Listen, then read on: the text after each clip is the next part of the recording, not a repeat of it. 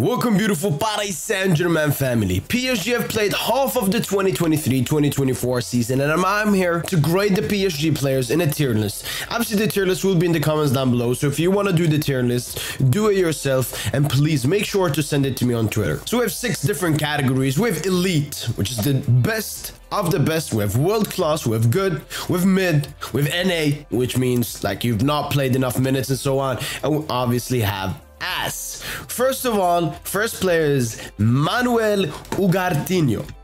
Manuel Ugarte.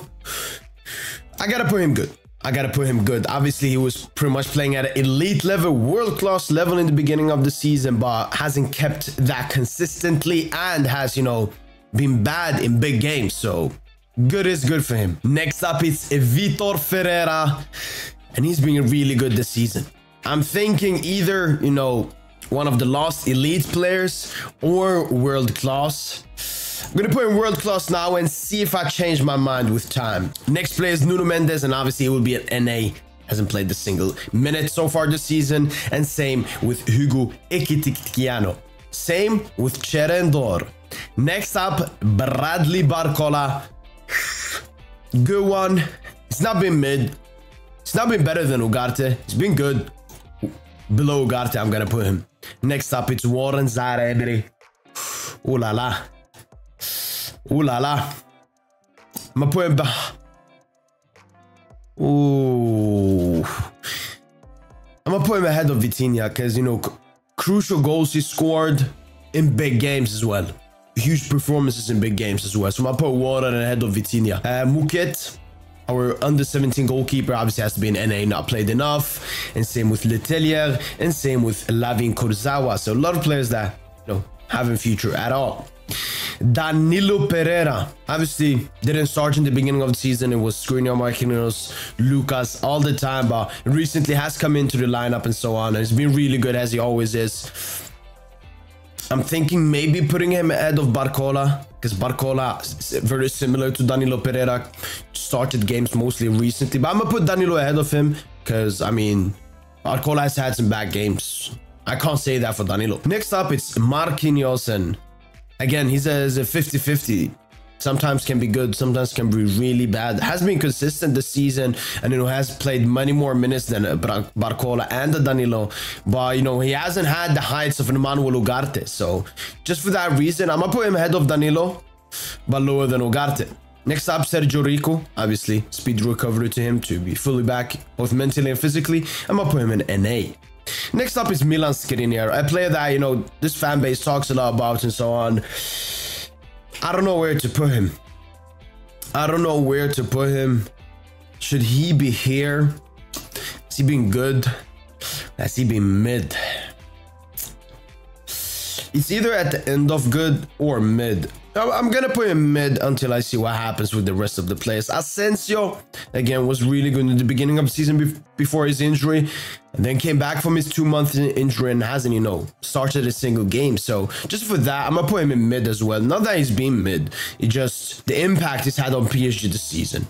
I'm gonna put him higher than Skriniar, actually. Lucas Hernandez for me has been the best player for Paris Saint-Germain this season because for me consistency is really important. I don't want to slander you. I don't want to cook you for having bad games. I don't want to see you unprofessional or just blatantly lame on the pitch. So Lucas Hernandez, #1 for me. It's been elite this season for Paris Saint-Germain.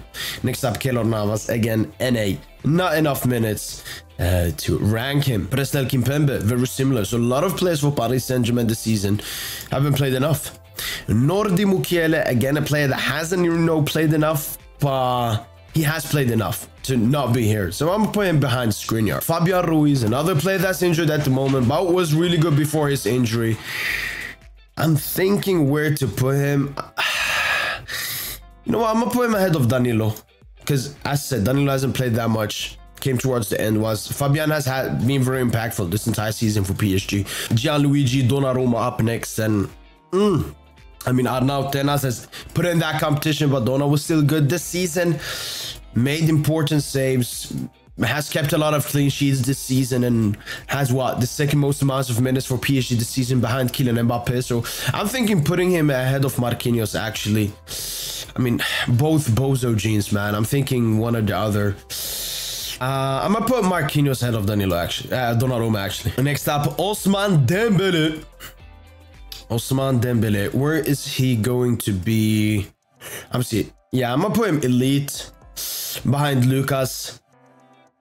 Dembele has been crucial for Paris Saint-Germain this season. I mean, the way we play, Dembele is the focal point. Dembele is what pretty much the team is created around when it comes to chance creation and ball progression and so on. And Dembele has been really good this season. Next up, Kylian Mbappe. Again, elite. I'm putting behind Dembele and Lucas because, I mean, what I expect from Kylian Mbappe is, I mean, he scored a lot of goals and so on. And I mean, that's his job. So he's done the priority, but he's the best player in the world. He should be performing as the best player in the world, which I don't think he's done this season, but he's still been elite 100%. Next up, Carlos Soler. I'm gonna put him in mid. I'm gonna put him ahead of Mukiele, actually. I think Soler has done a better job than he did last season and, you know, fights for his place, even though reports mentioning that he wants to leave and his camp is pushing him to leave. I'm still happy with Carlos Soler. Next up, Achraf Hakimi, another great performer for Paris Saint-Germain this season. You know what? Yes, I remember in the pod we made the top 5 and I had him ahead of Vitinha. I'm actually going to swap that and I'm going to put Hakimi behind Vitinha. I'm going to put I'm going to put Vitinha ahead of Achraf Hakimi in the world class thingy. Next up, Randal Colomani, expensive signing to Paris Saint-Germain. Hasn't been good enough. Has he been mid? Yeah, probably. I'm going to put even... I mean, the thing is, Colomani has had impactful. I mean, his goal versus Dortmund, that was impactful and so on.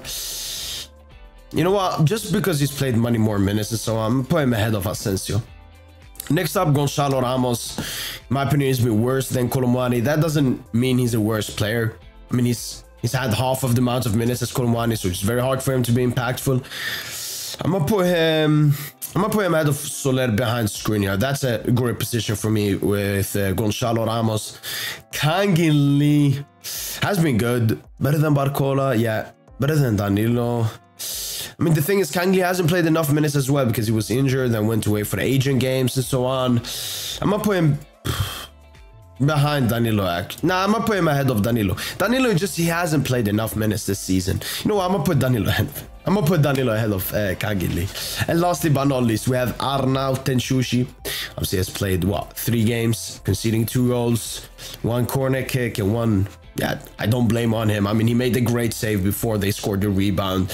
But 3 games, that's not enough. I'm gonna put him in good but lost, just because he hasn't played enough minutes. Well, beautiful Paris Saint-Germain family, that's been it for my tier list. Nobody in ass. I mean, Kurzawa could have been in ass. Ekitike, Cherendor, but as I said, not enough minutes for me to say something like that. Just for the meme, I'm gonna put Cherendor there. You can put Cherendor as ass because, yeah, I mean, he's been ass in the few minutes he's played and so on. But this is my tier list for Paris Saint-Germain. You got Lucas Hernandez, Dembele, Mbappe up top. You got Warren, Vitinha, Hakimi as world class. You got Ugarte, Marquinhos, Donna, Fabian, Danilo, Kangin Lee, Barcola. Tenas is good. And these are the players that gotta improve. It's Randal Colomani gotta improve. Asensio, I mean, just needs more minutes. Skriniar gotta improve. Gonçalo gotta improve and get more minutes.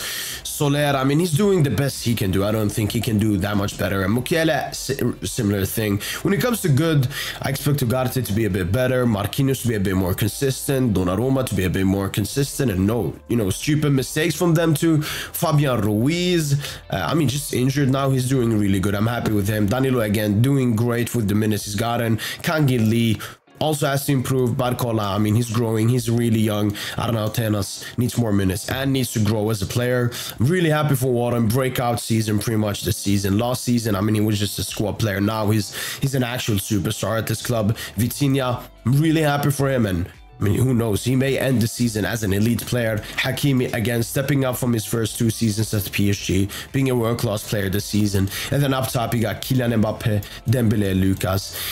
I slender Mbappe a lot and so on. It's because of the high expectations I have of him. I haven't felt he's been PSG's best player this season. And if you feel like that, you're deluded, in my opinion. And remember, this is not saying Mbappe's been bad this season. No, he's still been elite. His goals, his assists, his chance creation, his dribbles, everything has been crucial for PSG this season. But I just expect more from Kylian Mbappe. When it comes to Lucas and Dembele, I don't really expect that much more. I mean, they've done really good what they're supposed to do, and yeah, that's pretty much it. Let me know in the comments down below what decision do you guys disagree with for my tier list. But that's been it for the Paris Saint-Germain half-season, mid-season 23-24 tier list. If you enjoyed this video, smash the like button, subscribe to the PSG channel to never miss a PSG video, and as usual, allez Paris.